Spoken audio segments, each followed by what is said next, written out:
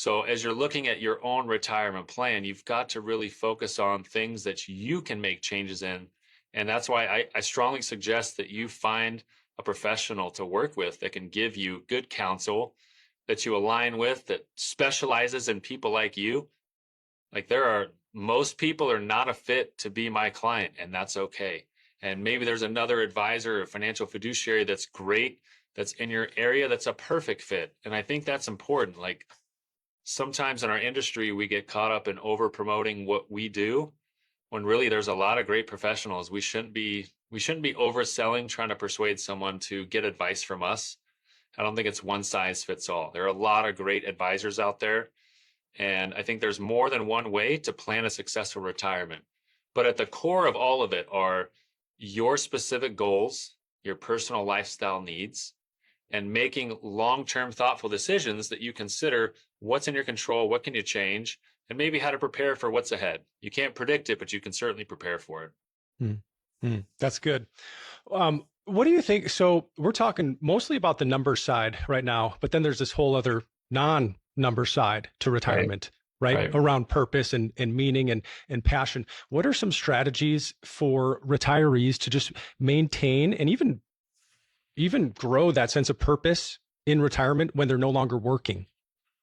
It's a great question, Dave. I think you bring up a very important point, which is you've got to retire to something. It's not just retire from something. You're still, Dan Sullivan, our shared mentor and coach, who's amazing, talks about gaining freedom from and what are you gaining freedom towards or to. So really, as you retire, you've got to have a game plan of what you're going to do. That's something I told my parents. My dad retired in his early 60s, and before he did, I basically kind of made him write out a list, things that you're excited about, new hobbies you're going to pick up on. How are you going to stay actively engaged in the business world? He initially served on a couple boards and did some consulting, and that just kept him in the loop of what's happening in the industry without having much of a work schedule. So my practical tips for that is really to map out a plan. Do not just cut the cord and jump. You've got to have a literal game plan of what you're going to do in retirement, because it could be a third of your life. Can you imagine just aimlessly waiting to die for 20 to 30 years? It just doesn't make sense to me. And yet the old days, it was like people would retire at 65. They'd sit on their porch in the rocking chair, smoke a cigar, read the newspaper, and not do much of anything. But today's retirees are very different. They're active, they're healthy, they're living longer. They've got purpose. They're working in nonprofits.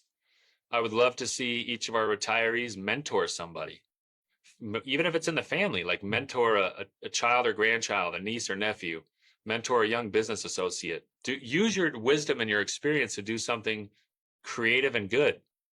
There's a lot that can be done beyond your full-time career when that's up. And unfortunately, what I've seen is people retire with no purpose, and they end up having a lot of health issues. They've kind of lost their identity and their purpose. They don't have a reason to wake up. They feel a little bit lost. You can only play so much golf. And I just think it's important that you have a plan for what you really want to be engaged in and have a purpose. The Simon Sinek's book, Start With Why. You've got to have something you're going for. Can you think of any clients of yours, just a story or an example or anecdote of someone who kind of did it right, where they either sold their business or were done with their career, and then something else came into their purview that took up their passion or purpose? Yes, I have a client named Casey, and he sold his business to a public company. It was a very significant transaction, and he had been working 80 to 100-hour weeks. This was a close to $1 billion sale. And he has done so many cool things since that sale. He stayed on for a little bit and worked as required by the public company that acquired him.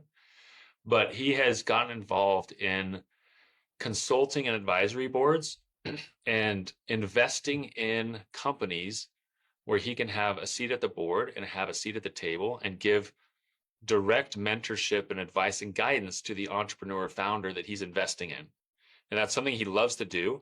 It doesn't require many hours a month, but it utilizes his experience. And as he says, he gets to put his thumb on the scale of a business he's excited about without the day-to-day headache of operations.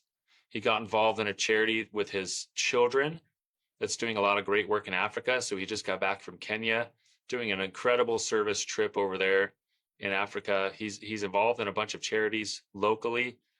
And I think he's just taken the time to really decompress from all that business that he was so tied up in.